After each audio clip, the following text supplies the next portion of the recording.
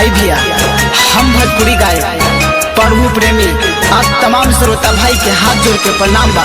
भैया कहे के बाद आरसीएम और धनंजय भाई के बीच कुछ विवाद चला था भैया। ओह विवाद में अपने गाना के माध्यम से कुछ कहल चाहता नहीं भैया। केहू गरीब कलाकार के इतना मत कर पाई, ये रखे सर रउआ से हाथ जोड़ के विनती है। आरसीएम के हिट कैले पूरा वर्ल्ड में नाम चलैले, पहिले गाना गा के 150 मिलियन व्यूज उठाइले। पहिले गाना गा के 150 मिलियन व्यूज उठाइले। आरसीएम के हिट कैले पूरा वर्ल्ड में नाम चलैले, पहिले गाना गा के 150 मिलियन व्यूज उठाइले।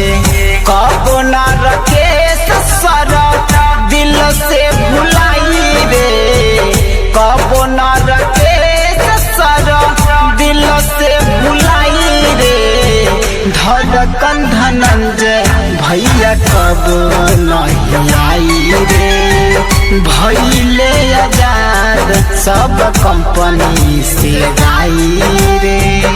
ए रखे सर अब आजाद कर दी धनंजय भाई के, रउआ खातिर बहुत कुछ कर दिले बारे।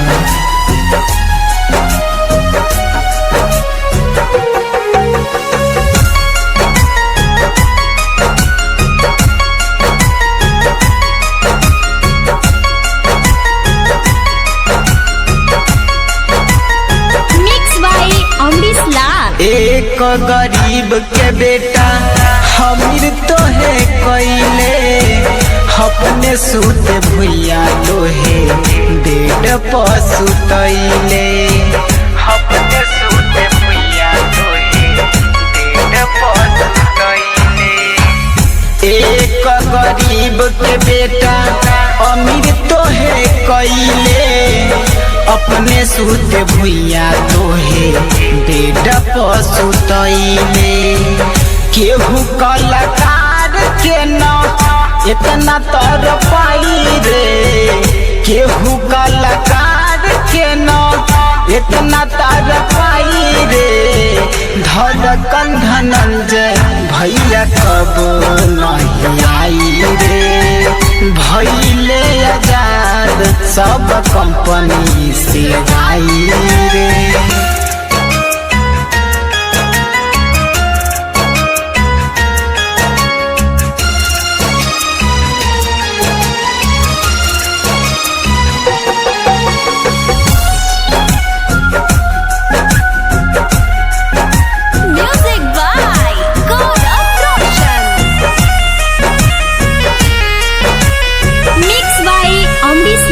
प्रभु प्रेमी कहे अरविंद अकेला, एक दिन रखे सब चब ठेला पकेला।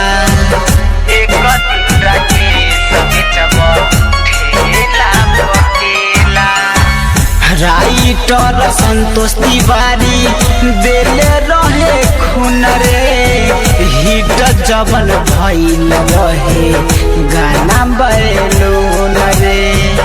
तब काहे देला नहीं बोलाए पाई रे, तब काहे देला नहीं बोलाए पाई रे। धड़कन धनंजय भैया कब नहीं आई रे, भैले आजाद सब कंपनी से गाई रे। महाकाल रिकॉर्डिंग स्टूडियो नरगा बाजार सीतामढ़ी बिहार।